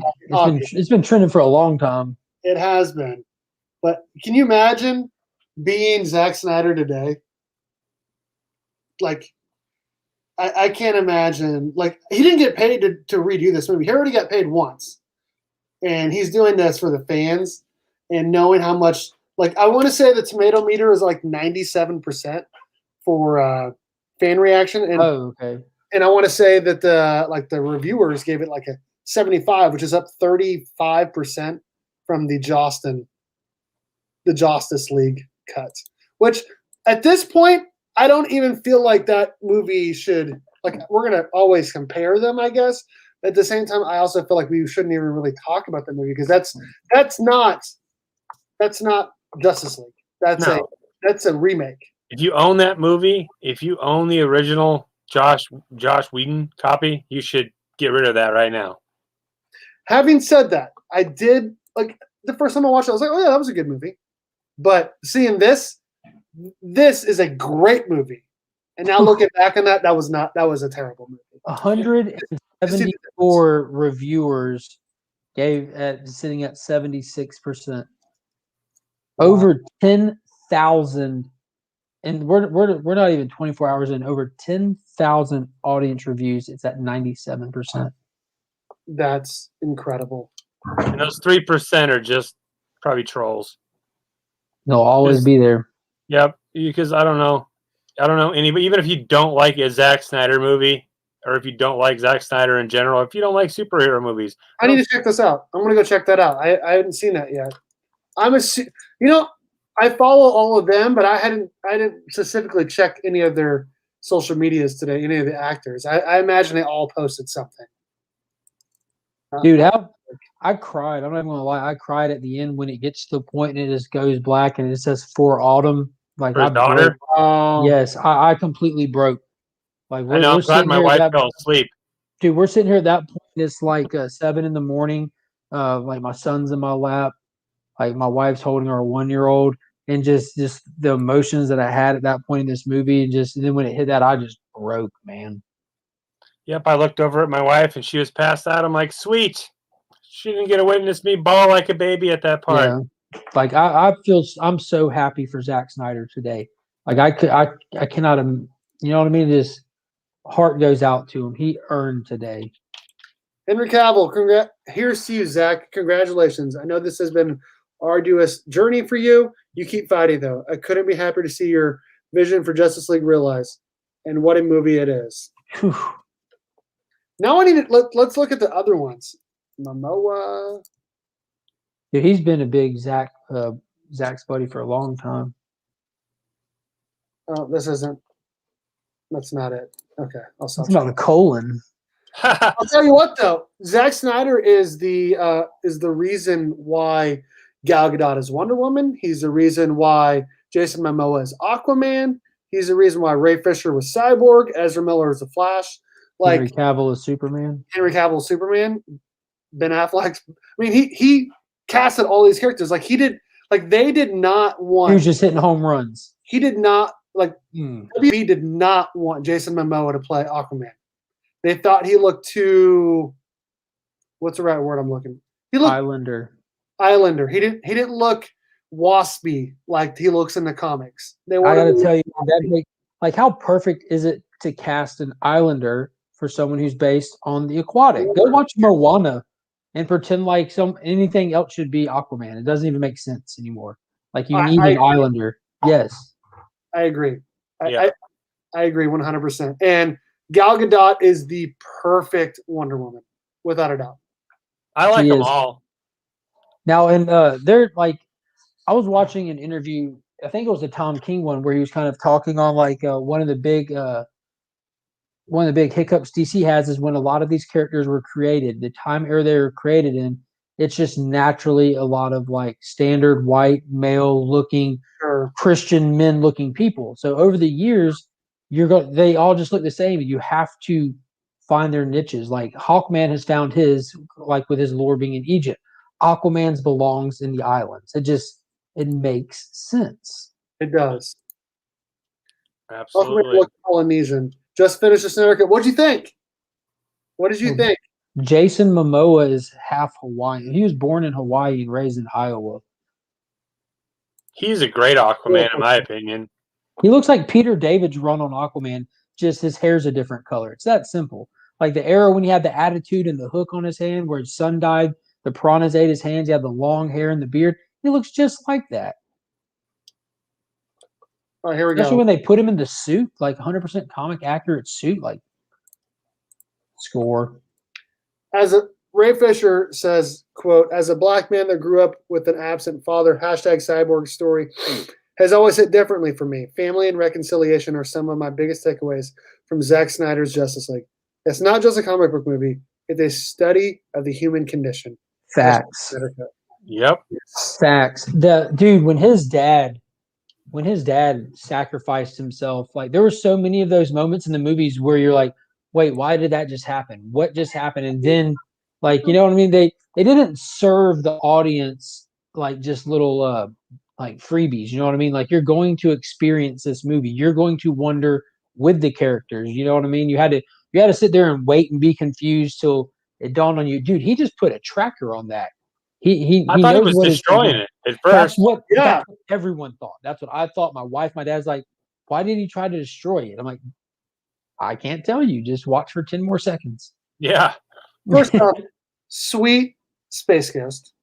Secondly, I wasn't a huge fan of the aspect ratio, but after like 20 minutes, I didn't even notice anymore. I never even noticed it, honestly. Me personally, I want to say thank you to Zack Snyder for the aspect ratio. What he originally started filming was in 4:3 for IMAX screens to give you the most possible screen. Oh my God. God. If you take widescreen and just set it up inside of the width you have, and you lose the top and bottom. So he could have given us widescreen, or he could give us every square inch of film that he shot, and that's what he gave us. And if it's shaped like this to do that, appreciate it. This is an unusual circumstance where the opportunity to film it all in IMAX and go see it all in IMAX wasn't there. So I was very happy with the aspect ratio. It wasn't usual, but neither is the situation, and it made for a whole new experience. It added to the experience for me. I want to see it. Can you imagine watching that in an IMAX now? I would go opening day. Yeah. Yep, me too. There's little travel cups you take for long road trips, and I would go opening day. You should send your Justice League Blu-ray to CGC as an AOK. How does Josh Whedon feel about himself after this? He will not. He doesn't comment. He has made zero comments about anything after the whole allegations against him. He won't say anything about anything. I agree with DJ right there. I was very thrilled with the aspect ratio. Me too. Great. It wasn't full screen. You know, it wasn't like standard old classic full screen. It was 4:3, which isn't very different, but it's just IMAX format. What did we think of the CGI work? Incredible. Yeah, there's parts of it that you can tell that like more money was had to be spared. The first time you see Martian Manhunter was not nearly as refined as the last time, but they did good making sure that scene was in a hallway that wasn't well lit. You know, they only had so much money to do, and they spent it in the right places. Steppenwolf was on a whole nother level. Steppenwolf was holy crap. Every little chink in his armor shined perfectly. It moved, and dude, it was insane. Facial features. Yeah, when he took everything. his armor down, oh my god. Dude, when he had like 20 arrows in him, and he just bust them out. Yeah. Oh my god, that was amazing. Did y'all notice when they went in to get save all the hostages, and Cyborg jumped down and grabbed his dad, and Wonder Woman jumps down? As soon as he goes, Amazon, his suit gets bigger. He's not flexing. Oh, I the didn't armor notice. just it reacts to his environment. It got bigger for him. Like I'm like, oh my god. And then when you get mad, it just spikes out. Like it just reacts to him. It was so cool. Yes, we did notice armor scales moved in the wind. They moved nonstop. Yep, I was noticing when he was kneeling, talking to the monolith, to the sod and dark side. When he was just sitting there, you can see him fluttering. Even yeah. There was zero weird upper lip, and the biggest scene that I noticed that in was in the resurrection of Clark, because I assumed that most of that was probably just a standard Snydercut stuff that we saw in the theatrical cut. It was so different. Dude, it was so different. He was just out to kill Batman. There was no stupid conversation. Do you bleed? None of that crap. He was just straight trying to kill him. And you had the additional scene where Cyborg jumped in for the second time and flew up and grabbed him. He's just walking, and the extra two arms come out of his back and just start wailing on Superman. He just slams him. Then Aquaman flies up behind him and he just sidesteps the Flash and just lets him run into Aquaman. I'm like, oh my god, this is nuts. There was when he beat the heck out of Steppenwolf. Oh my dude, it was relentless. He was just staying on him. Oh, dude, yeah. And honestly, it was kind of interesting to me, but I also kind of liked it how what they did to Steppenwolf. No one said anything like, "Oh, we don't kill." No, hey, Wonder Woman killed 11 people in the scene. Oh yeah, none of those guys breathed. She splattered them on the wall, or actually literally evaporated one guy. Final guy who tried to shoot those kids, he's just a man. He couldn't survive that. She literally dusted them. Literally, she has killed quite a few people in her movies. This is these Spider-Verse stuff. This isn't. I mean, it's no different than the Marvel movies. Like people, bad guys going to die. You have to stop them. Well, honestly, in a lot of the Marvel movies too, like Sam and Captain America and Winter Soldier, they're killing people left and right, and no one says anything. They only cared during the Batman vs Superman. Batman killed 20 people. So Michael Keaton killed at least 8 clowns in the opening scene of Batman Returns. He put bombs in the wrestler Bam Bam Bigelow's shorts and threw him into a locker. Wow. Batman's been killing since Batman's been Batman. You know, like I don't know why in the comics they've taken this stupid little no-kill thing. Like he's running around with Ghostmaker, a murderer. So that is true. And makes no sense. And he let Clown Hunter live, or not live, but continue to kill. Yes. Yeah. Same with Joker. He's been letting the Joker murder people forever. But he's mad at Jason Todd right now because he killed somebody. I know, it's so stupid. He killed somebody. That line to Joker, amazing. Make no mistake, I will effing kill you. And Joe Manganiello, is that how you say his last name? But none of us are going to get it right. Him as Deathstroke, holy cow. Perfect. I hope we get a Justice League Dark or something going forward with him in it, because he's an incredible actor. Did you see Snyder's flawless setup that he was supposed to hand Ben Affleck's Batman movie, The Batman, with setting up Deathstroke? Like we didn't change that. You can tell from the change that Whedon made to the after credit scene that he didn't even plan on Ben Affleck having a movie, because in the theatrical after credit on Lex's yacht, he doesn't hand him information to go after Batman. He calls him to the yacht because he's quote unquote putting together a team. In this, there's talk of putting together a team. I called you here because you said you were going to go kill the Bat pro bono. Why? It's personal. Oh, an eye for an eye thing, I'm assuming.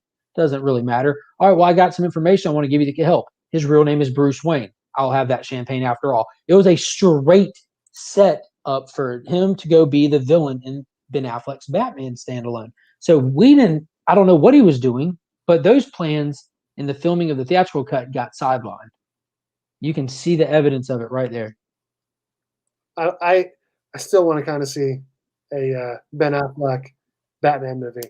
I would be more excited for that than Robert Pattinson's Batman. I'm not like I'm going to see that movie, but it doesn't look amazing to me. It looks amazing to me, but I have no hype for it right now. I'm sure by the time it gets here, I will. But dude, it doesn't look amazing to me. But my chest is still tight from today. Deathstroke, he looked incredible. And the fact that there's details on his swords about the League of Shadows, I want a backstory on Deathstroke. Yeah. I want some of that. Give me more of the Snyderverse. Give it to me. I need it. I need it. I think we all need it. I think this felt like what's the right way to say this? It's like Christmas? Yes. It feels like we just opened the first 3 packages on Christmas and we just want to open the rest right away. And that's a funny comparison because the night before last when they released the time that it was going to become available, all the arrangements and plans that me and my wife made were assuming they were just going to follow the same format as Wonder Woman 1984 and release it at 12 noon Eastern. Right. So we had like the mom picking up the kids set up, my dad coming over set up, everything. And they said they're going to release it at 3 a.m. Eastern. And my wife, being such a ride or die, and just saying that there's no way I'm going to watch this movie after you've watched it because you're not going to ruin it for me, said, wake me up at 3 a.m. And I'm like, because I told her, she goes, are we going to wait to watch? I said, Kyle, you expect me to sit on the couch and look at my Christmas presents for 12 hours? She said, and her response was, wake me up at 3 a.m. Yes, ma'am. Wake me up at 3 a.m. My wife would never say that. My wife didn't go to bed. She's the same way as Mark's. I don't want to watch it without or after you watch it. There's no way. My wife said, if I'm going to watch it after you watch it, I have to watch it without you because she knows I'm going to sit there and be like, watch, or be shaking her and just really taking away from that first watch experience. And I know I would. I can't help it. You just get excited after that. Yep. Here it comes. Here it comes. Yeah. The only thing that I did not like about the movie, if we're going to talk about things that we did not like, I agree with you. What's that? I agree with you. You already know what I'm going to say? It has to be the Atlanteans. Yeah, the underwater scenes where they make air bubbles to talk. 100%. It wasn't necessary. Not necessary at all.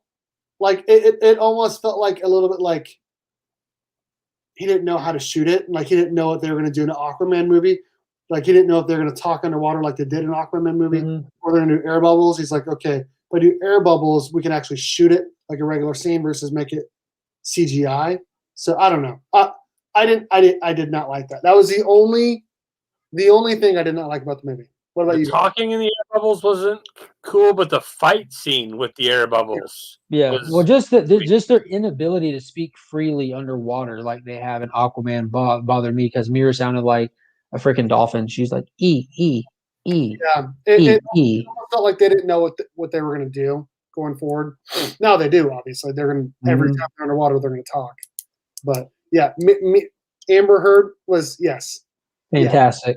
Yes. She was so savage. She was ready to rock in that nightmare scene. Oh my gosh! No cares. She goes, just bring them on. And you know what? That's comic accurate, man. She is a hothead in the comics. Mm-hmm. Yep. Yes, it cost her head. Yeah. I don't know. I'm trying to think of what I didn't like. That's a nitpick. Yeah, that is a nitpick. I know. Oh yeah, it's not. It wasn't a deal breaker by any means. It's just having seen. Like, if we had never seen Aquaman and saw this, it wouldn't have fazed us. Not one bit. Sure. Not one bit. But, Zack Snyder talked to James Wan frequently when he was making Aquaman or in pre-production and stuff. And they talked about stuff, what he would have done differently, this, that, his vision. So a lot of that was like coming up with ideas how they were going to move forward. They talked about it. So Zack probably was able to look back and say, yeah, I might have done this different. James, like, well, I envisioned this. And they came up with a better concept. And there's nothing wrong with that at all. We're better for it having the improvements. We're also better for it seeing what the original vision was separately. We're not, we got them both. We got them both. I love how she referenced Aquaman getting killed. Yeah. And that whole dream sequence with Gal dying in front of her sister, everyone else, the Amazons, was amazing too. When she's laying in the fire. Mm-hmm. Yeah. Mm-hmm. Because that, it totally makes sense because of timelines. And the Flash even says in it, he goes, what does he say? When I run that fast, it messes with time gets weird. time gets weird. And Cyborg saw it. So that was a cool little, like how they warmed you up to the the ending. And like when they were waking up the mother box, in theatrical cut, he makes it there just in time and touches it. Not in this. It hits the water first, and he gets there and he's looking at it, and he pulls it back out of the water, just reverses it just slightly, then touches it. Yep. Even the part where Batman's cruising in his little tank, and like the sky's all red in the Josh Whedon version, and this one it's all blue, and just that whole scene was just so much better. Dude, the entire final battle was insane. Cyborg flying, just shooting up buildings, crushing.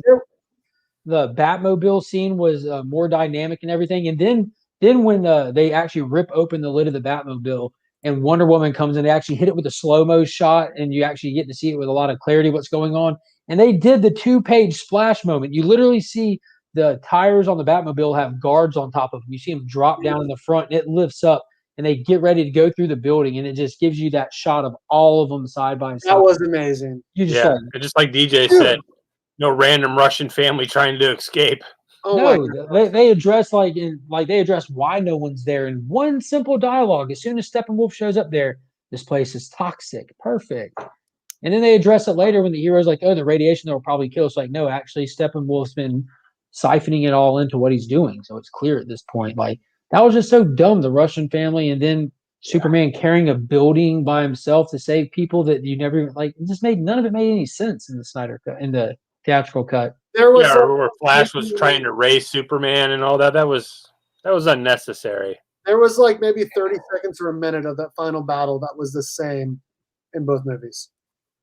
The rest of that final battle was completely different. All the way down to Cyborg and Aquaman when they first showed up and they want to get his attention. So Aquaman just bangs on the ground. Hey, come on, man. This is nuts. And still that him going back in time. I don't think anyone expected that. I don't think anyone did, especially with him getting hurt right before that. I didn't expect them to lose. No. Whenever they lost and then he had to go back in time, I was like, what? What just happened? I know. When that explosion's coming at him, like, I didn't know what to think either when they lost. I'm like, are we going to cliffhang this in the nightmare world and really just like, because I don't know how I would have felt about that. But as soon as that wave gets to Barry, it was that simple for him. Like at that point with his just whatever mindset he was in, he just puts his hand up and you just see everything shift. He's just into the Speed Force. I'm like, oh my God, this is about to get lit. Then the whole thing with his dad too. That was a nice touch, I thought. Like where he's talking to his dad? Yeah. Yes, dude. I watched that scene 5 times now. I showed it to my mom when she brought the kids back. He's like, Dad, I just want you to know that your son was one of them. One of the best of the best. Yes. Yep. Choose your future. Choose your past. It's all right now. I'm like, oh my God. It was insane, dude. I was just like, it's emotional. Like, I got goosebumps right now. Right? It was so much to handle. Steppenwolf, I think, was by far the biggest improvement in the movie, though. They gave him a backstory. They gave him a purpose. Mm-hmm. You know that he's been exiled because I don't know how many people know, like the Darkseid took over from the old guard. Like Steppenwolf is his uncle, and Darkseid killed Steppenwolf's dad to take the throne, and Steppenwolf revolted and fought against Darkseid coming to power. That's why he got ousted, so we got a good taste of all that, like him not submitting to Darkseid, and he's out there on a quest to come home and everything, and the mother box is actually being sentient machines that have an agenda. They want to be unified. They are afraid of Superman. They are calling out to Steppenwolf, That whole like death of Superman, like his cry of death, igniting the mother box, just shows how powerful Superman is. How cool was it to see Kilowog? Or the lanterns. Yeah, that was he named it. There's no lanterns or Kryptonians. Yep. And we know from the Man of Steel that the Kryptonians have been going around to different planets for tens of thousands of years, and that there was an outpost on Earth that was just abandoned. So they had been there. And then the lanterns have been there. We saw it. That was an amazing scene too. Yeah, and speaking on the no jokes, Flash was making his jokes. The scene when when Bruce meets Barry for the first time, that scene was pretty similar, very very similar, That was like almost to the T. But what was different was the music, the background music that was playing, and it completely changed the tone of that whole scene. It wasn't whimsical feeling or this or that, and Bruce really wasn't responding to the jokes. He was talking through, getting his point across. And they did the same thing again when they were all standing around each other in the transport, getting the final plan together. And Diana asked Barry, "So what are you going to do?" And he makes some wise joke. And Cyborg didn't even skip a beat; just says Barry, and he's like, "I'm going to supercharge the box and touch you on one." You know, he can say what he wants. That's how he's coping. That's how he's dealing. No one else is playing into it. You know what I mean? That made it work. There were so many stupid things said looking back on the Justice League. So many stupid jokes. So many. Oh, I'm sitting on a lasso of truth. So stupid. Yeah. So dumb. Although I did like that joke. I like that they left that part in where they're all sitting there talking to Commissioner Gordon, and then all of a sudden, all of them are gone except for the Flash. He's all. Yeah. That's rude. Yeah. That was awesome. Yes. Yeah. Cyborg. He was. He brought down the house. He did bring down the house. He did bring down the house. For sure. And then that dream sequence with the gun right on top of him. Oh, that was Did you notice he had the gun that came out, but then he had one of his extra arms holding the ammunition can out beside him. You know, that gun was a chain gun with a thread bullets that go into the case. And he had his little third arm out holding the case over here and the gun up here. That was another thing they did a lot of is they gave him extra arms in the Snydercut. He had anything he needed when he needed. Like when he grabbed Superman, those arms came out immediately, just started punching him in the face, just bow, bow, bow, bow. Like it was insane, dude. Yeah. Cyborg was the man in that movie. He was. And the score, the music all through it, like Snyder is so careful with his music. Like the scene when Aquaman saves the sailor, goes in the bar, takes a shot, and he walks off the pier, and it's in slow motion, and the waves are crashing over him. The song that was playing, I was unfamiliar with, but if you listen to the lyrics, it was about a king without a kingdom and a kingdom without a king. So it's literally just having you take a moment to get inside Arthur's head. Like we're not visually moving the story forward. You're going to sit in this moment with the character, and to the best of the ability, you're going to feel what they're feeling. He's just feeling lost because, you know what I mean? It's just so specific and so detailed. The tomato meter went up to 76% for people that give it a review that worked for them. It wasn't 75. Still at 97% for audience score of 10,000 plus reviews. So that's awesome. Yeah.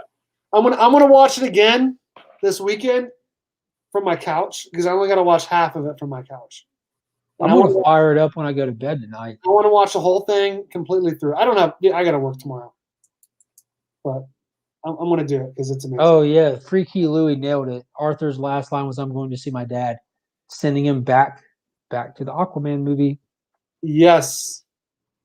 I did not even catch that. Now that I didn't expect to see Fulcor in the movie. I mean, I saw Willem Dafoe's name in the opening credits. I'm like, oh, my God. Like, they leaned into it. People are getting upset at Zack Snyder for all the comic book creators that he put as a thanks in there because like one or two are people that other people don't like Ethan Van Sciver because they say he's like a bigot, racist, whatever. I think like you can look at it whatever way you want. The reason why he put those names on there was because of their contributions to the character that were being used in the movie. Yep. Yeah, have you ever followed his stuff? He's just a highly opinionated person. Sciver?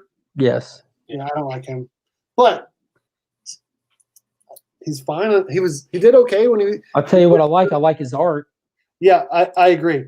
They need to get over it. People look way too much into that. Way too much into it. What is FFS? They find any reason to be.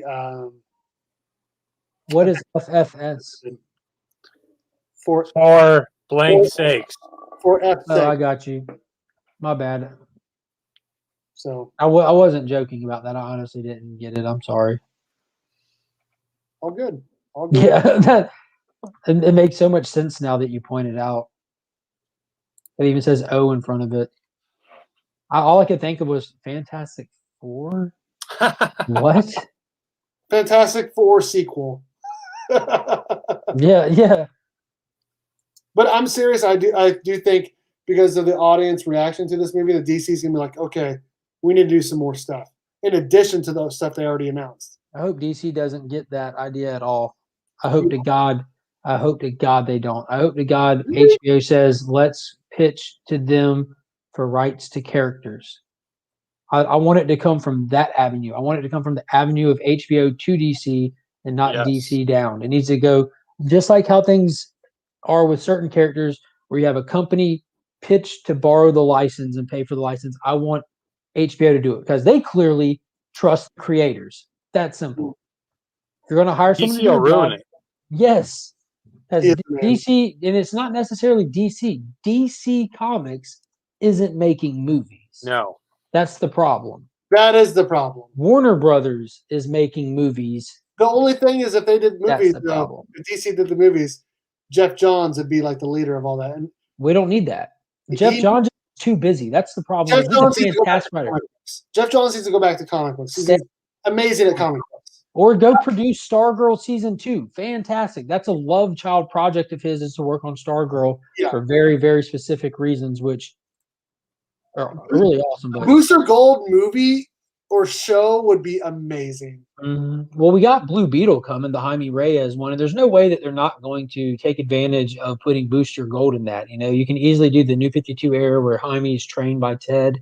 You have Ted, you have Booster. So this movie now makes me really look forward to season 3 of Titans coming to HBO. Oh, dude, I can't wait. Like, that's probably the next thing that I'm the most excited about is the next DCU TV show. Season 2 of Titans is one of my favorite seasons of any show ever. It was amazing. Titans is one of my favorite shows of all. Yeah, since I found out about that show, and then even what is the other one with Doom Patrol? Doom Patrol, man, that is amazing. That is just there's nothing like that on television at all. That's a one. Dude, when they had the Ghostbuster thing in that second season with the haunted sex house full of ghosts and stuff, that was insane.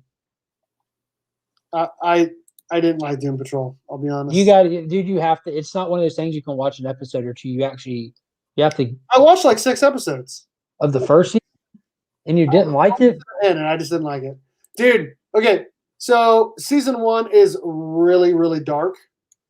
Season 2 is lighter, but the action from beginning to end, the action is amazing. Yeah, if you're going into Titans, well told stories.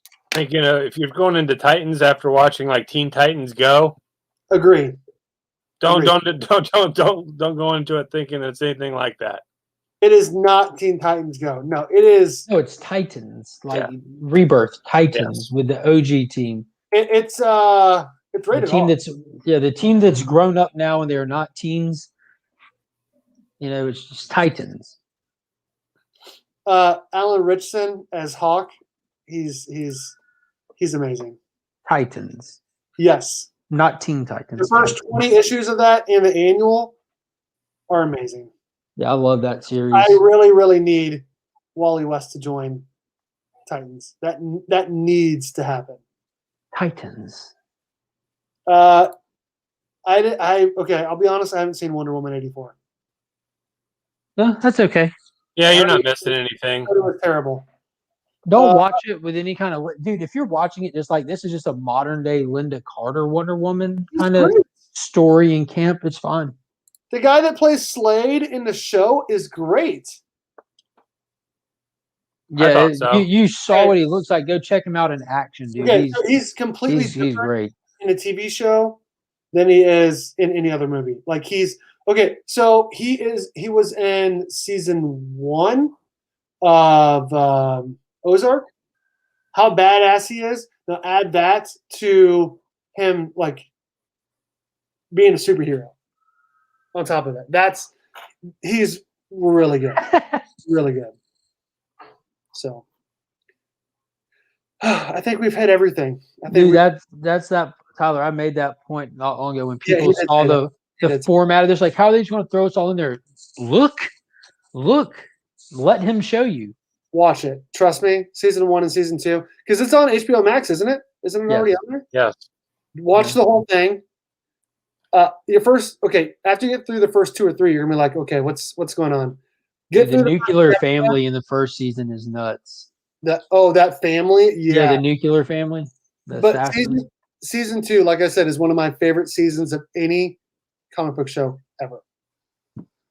Dude, Beast Boys on a whole nother level, and then Superboy's in it. Yes, when Superboy goes home, he with dual memories, thinking he's going home, just confused, and Crypto, the super dog, yes. Aqualad is in it too. Oh, Marth, yeah. I really hate that they killed him, but why did you say that? You just ruined it. He lives forever, Carlito. He lives forever. You kind of get the feeling as soon as you see him about what happens, obviously. Yeah, they intentionally put him in a flashback just to show you his death. But you know it going. I love that character, though. I did. Yes. Yes. Dude, the Connor actor is perfect. That scene with the building when certain character is falling, and I'm just, dude, I was screaming for a different character to fly and save him, and then you get a different character come out of left field where they tied it in with that last episode. They gave us a whole episode of wondering if that person who was falling was going to live or die. They did. Are they going to kill him this way instead of the way that he died in the comics? And me and my wife were just sitting like, catch him, and they cut the episode off. Then the whole next episode followed Connor, just what he's been up to. And then they finally get back to the person falling, and you get that surprise catch. Dude, I was off my chair. I was standing up. Like, I can't watch it either. Yeah, I love Teen Titans Go. I think it's hilarious. I don't watch it thinking it's serious. It's Teen Titans Go. Y'all should watch the movie that they did called Teen Titans Go. The movie, Stan Lee's even in it. It's fantastic. Oh, really? They dive deep into DC lore. Like, they pop through a portal out in space, and the Challengers or the Unknown are out there just stuck in space. They're like, oh, thank God you're finally here to help us. And they're like, oh, yeah, we'll help you. And the portal opens, and they all dip, and all the Challengers get left behind, which was hilarious. Like, they're just like the most crapped on characters ever. It was great. That was kind of a nod to them in the second season of Doom Patrol. Like, when the astronauts came back from outer space, Jason, those 3 of them, that was kind of a nod to them.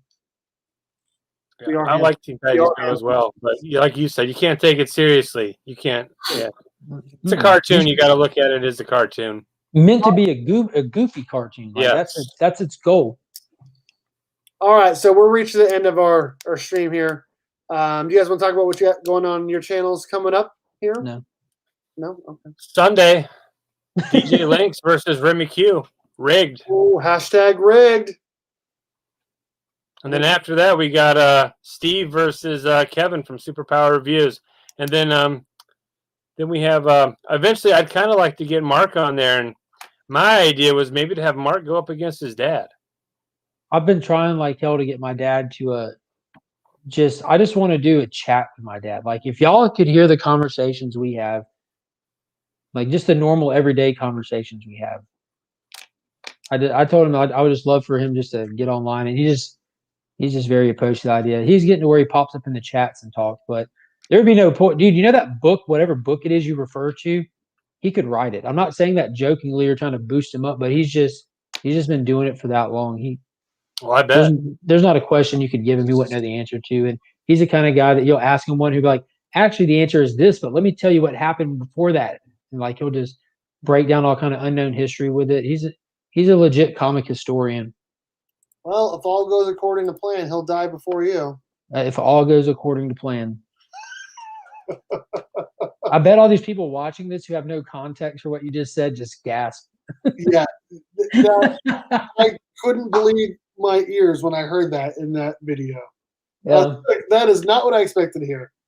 So you got your #rigged show coming up on Sunday. Anything else, Jason? Not really. I mean, just typical unboxings and haul videos.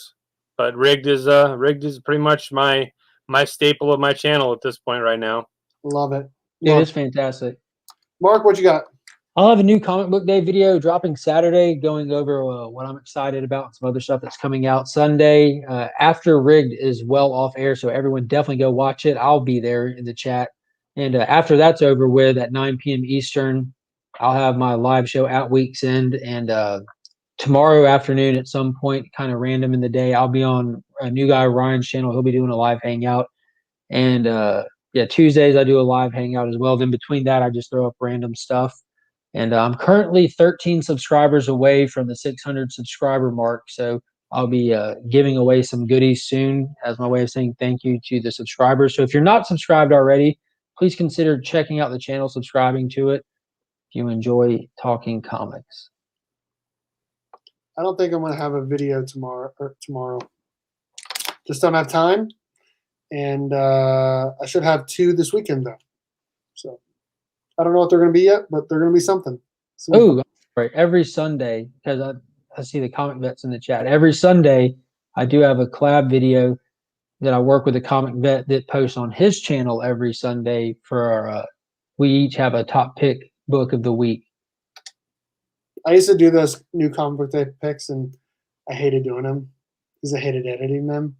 And they got. I don't edit. Yeah, what's editing? Yeah, I don't edit, so it would solved. Take me like 2 hours, maybe 3 hours sometimes. Nah, I'm like, that's the longest video it takes me to make because I do. I just download some pictures. I go check the list anyway. Coming out, I just download pictures, throw them on there. So imagine, okay, so when I used to do that, I'll tell this real quick, and then we'll get out of here. I used to go in and I'd get all the pictures, and then I'd also get all the descriptions of my top 5 picks. Not necessary. And then I'd go through and then I'd show all the covers of those top 5. Yeah. Then every cover from that book, and then like 15 other books, and then I'd edit it all together. And when I'd slide I always slide the background down just because it looks good. And I mean that takes a long time to do like that many books, and so it just takes forever. No, I agree. None of that's necessary. No, dude, the covers that I show you are the ones that I'm buying. That's it. Like you most likely will see a cover A, but if I'm getting more than one, like with the Superman red and blue, I just put them both up at the same time or one after the other. Because it's, like there's so many people like I'm never going to do it as detailed as Bueller, so I'm not going to try to. I'm just talking about what I'm excited about, hoping to strike dialogue with people. That's all I'm trying to do. Bueller has amazing videos. I'm also not retired. You know what I mean? I don't have. Is he retired now? Is he allowed to work at his age? I'm just kidding. Wow. I don't have a clue how old he is, but okay. Well, thanks guys for coming on. I had a phenomenal time talking the Justice League with you guys. Thank you to our channel sponsor, the 616comics.com, for sponsoring our Berk box. If you ever need any comic books, any variants, any exclusive variants, including my Berk Fam variant for Mighty Morphin number 4, make sure you check out the 616comics.com. Great website, awesome variants, awesome stuff. Thank you to also our Thursday night chat channel sponsor, comicbook_press on Instagram. If you ever need any comic books press, make sure you hit up Eric. He does a phenomenal job. And make sure you use my promo code BERK54 to get free shipping back to you. Thank you also to our channel members and our family tier. We got Legion of Comics, who is here tonight. Thank you. Remiku Studios, who was here earlier. Thank you, Jeremy, for coming on. DJ Links, Flash 6792, The Comic Book Poser, Mike V, Jonathan Michaels, Cardboard Crazies, who won tonight's giveaway, Deep Dive Comics, Collectibles Lounge, Slotted at 503, who's here with us. Jason, thank you. Jade Kuros, Kedrano Prince, Chip Gittler, and Small Town Collectibles. Thank you guys for being in the family tier. Thank you to Ryan, new guy, for being in the friend tier. And thank you to everyone in the supporter tier as well. I had a phenomenal time tonight, guys. Thanks for joining. Thanks, everyone, for coming out and hanging out. And as always, go Cats, Cowabunga, and it's more.